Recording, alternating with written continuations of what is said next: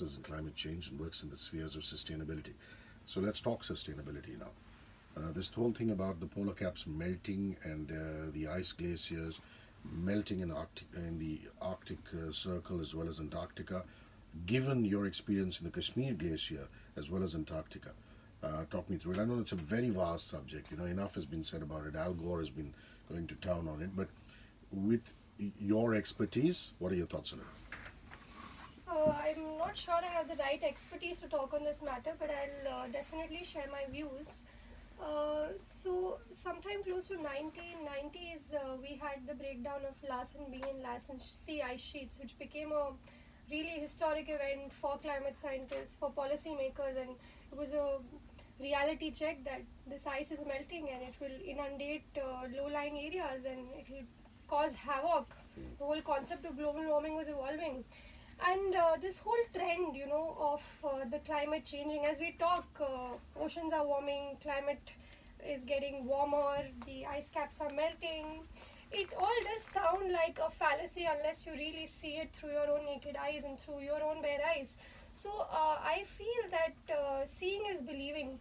I will not say that in a short span of 2 weeks I could gather every single nuance about the climate changing in Antarctica. But the evidences of climate change in a place like Antarctica are so evident. Why? Because it houses 90% of the ice of the world, 70% of the fresh water.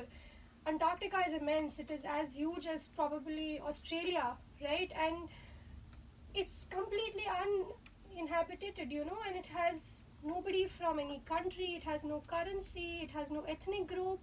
It is a place which is really the end of the world.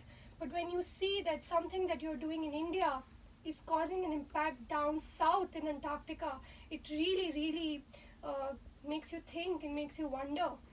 And makes you wonder to the extent that, with great power comes great responsibility. We must understand that every single step that we take in our lives does have an impending consequence over the larger scheme of things. And this is what has been a very, very significant realization for me as a person, that we have to respect whatever the environment gives us. Everything that we have is part of what the environment has to bestow in us. So we really need to work in tandem with that and understand that our every single activity has repercussions on the environment. And with plastic pollutions in oceans, with the marine ecosystem and wildlife of the Antarctic changing, I think it is a scenario which really, really creates bewilderment around, because so we have the Antarctic Treaty which governs the continent, which we spoke about, but the ocean is not governed by any treaty.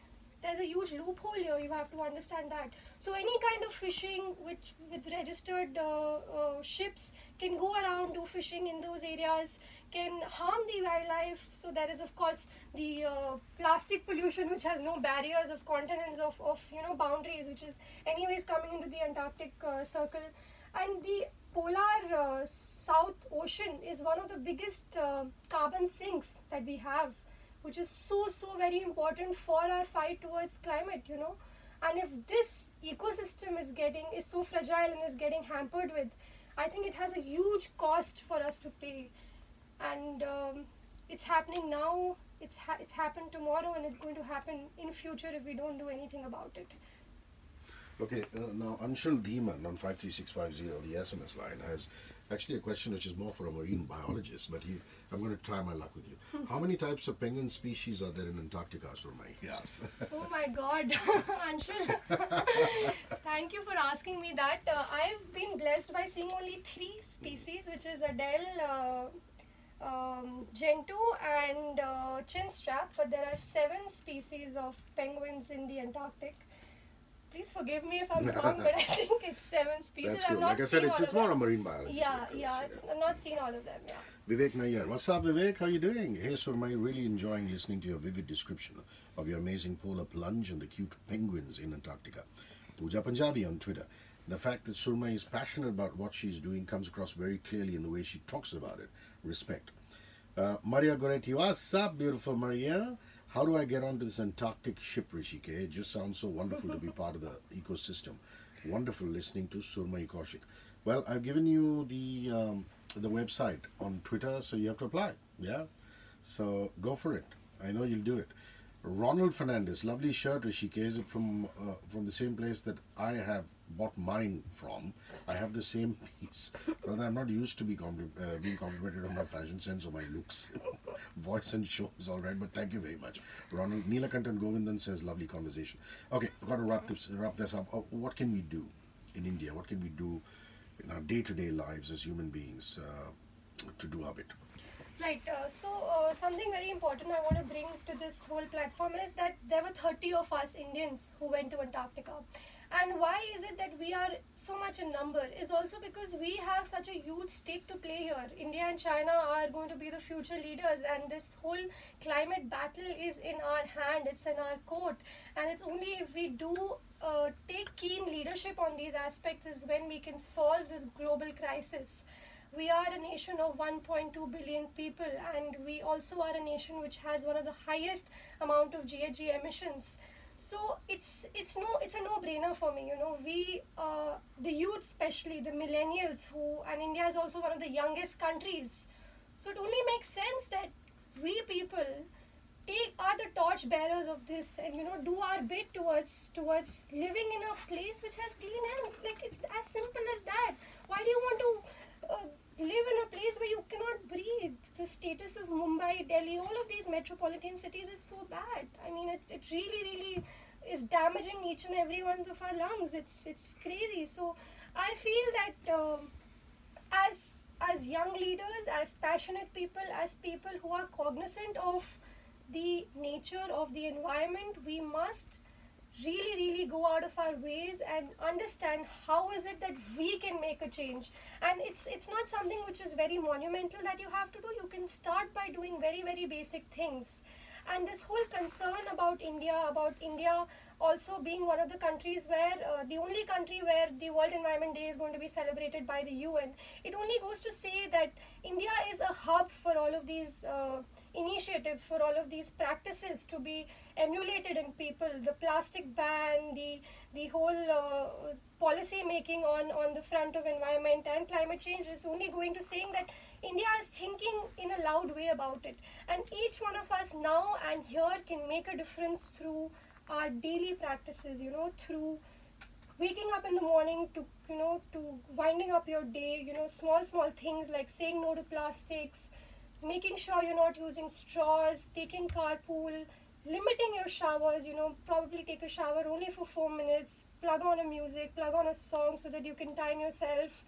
Small things that you really need to attribute towards changing your lifestyle. I think it's more easy said than done, but these are things which have really invigorated my mind when I've come back, and I'm personally attacking myself.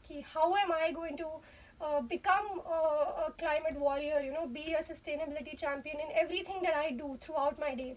So it's those small thoughts that need to really come to you, because I think it's only when you start thinking about these things will some action really come into place.